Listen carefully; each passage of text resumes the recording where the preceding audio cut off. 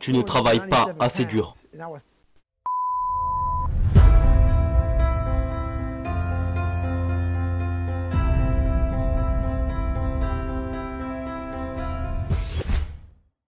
Lorsque j'étais autour de 137 kilos, en essayant de devenir un Navy SEAL, la chose la plus effrayante au monde pour moi ce jour était que cette situation me suive jusqu'à la fin de ma vie. C'est ce que je pensais. Et puis j'ai fait les efforts. C'était la chose qui m'effrayait le plus au monde. Je faisais 137 kilos, je travaillais en tant qu'éradicateur de cafards, je touchais 1000 $ par mois et je pensais pourtant que j'étais à 100% de mon potentiel. Mais quelques années plus tard, je découvre que j'ai perdu 47 kilos, que j'ai été diplômé à la formation des Navy SEAL et que je continue à faire toutes ces autres choses. Et en regardant en arrière, j'ai pu comprendre ce que travailler dur signifiait réellement.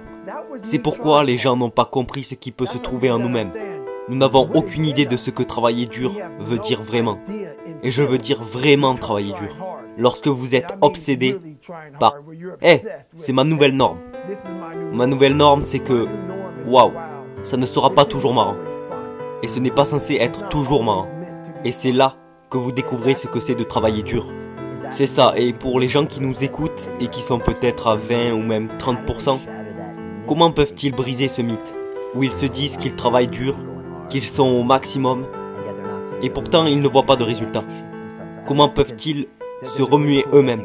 Il y a une grande citation qui dit « Le premier principe est que vous n'êtes pas à votre plein potentiel. Vous êtes une faible personne comparée à qui vous pouvez être. » Donc nous construisons ces folles réalités dans nos cerveaux et nous nous nourrissons de tout ça. Comment vous sortez de cela? Bien, la première chose à faire est de lutter contre deux personnes. Nous avons tous ces deux voix dans notre tête. Et je ne suis pas en train de dire que vous êtes fous. Nous avons la voix réconfortante, qui est votre 20%, et qui vous dit que vous êtes à 90% de votre plein potentiel. Peut-être même 100%, alors que vous êtes à 20%. C'est cette voix que nous aimons tous. C'est cette voix qui est très confortable. C'est comme votre mère qui vous tient et qui vous dit « C'est très bien, ne te soucie pas de qui tu es, ne te soucie pas de comment tu es, tu dois juste t'aimer. Peu importe comment vous avez merdé dans votre vie, c'est ici que nous voulons être. » Et c'est donc la première des deux voix. Cette deuxième voix que nous essayons de repousser, c'est cette voix qui dit « Hey mec, arrête de faire de la merde !» Et nous essayons de faire partir cette voix de nos têtes, complètement. Et nous vivons ici dans l'autre monde. Donc ce que vous devez faire en premier, c'est d'écouter la deuxième voix, celle-là. La voix qui vous dit tout ce qui ne va pas.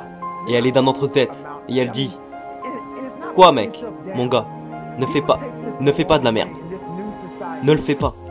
Ne le fais pas. » Je ne dis pas qu'il faut vous rabaisser. Les gens prennent ça dans le mauvais sens dans cette nouvelle société. Je ne dis pas qu'il faut vous rabaisser. Je vous demande d'écouter la vérité. Et la vérité, elle n'est pas dans les 20%. La vérité est dans l'autre partie de votre cerveau. Et qui dit, regarde mec, tu gâches une grosse partie de ton plein potentiel. Ici, nous avons 80% de plus que nous n'utilisons jamais. Et dans ces 80 autres pourcents, il y a la souffrance, la douleur, l'échec, le doute, l'inconnu et aussi beaucoup de lumière. Et pour atteindre cette lumière, il faut être prêt à traverser toutes ces merdes. Et je sais ce que ça représente. Nous savons que nous allons tomber. Ouais, je peux aller là-bas, mais je peux aussi rester ici. C'est plus cool en fait, parce que sinon je vais devoir passer par ce voyage qui n'est pas amusant.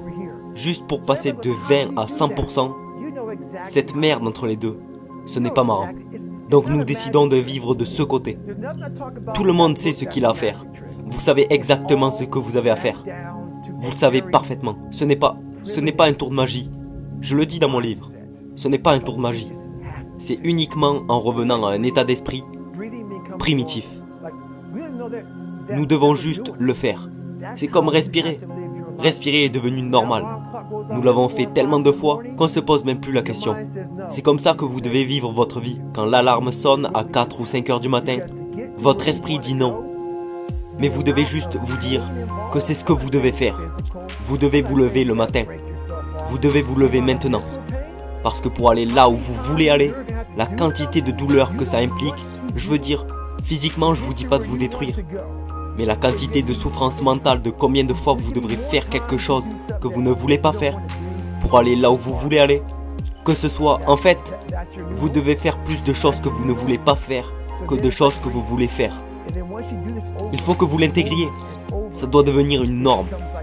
Donc c'est comme la respiration, lorsque vous avez fait une chose, encore et encore et encore, ça deviendra instinctif. Je ne veux pas ce mode de vie. Mais pour aller de l'autre côté, je dois le faire. Si vous voulez vraiment quelque chose, vous devrez vraiment comprendre ce que signifie travailler dur et ce qui ne l'est pas.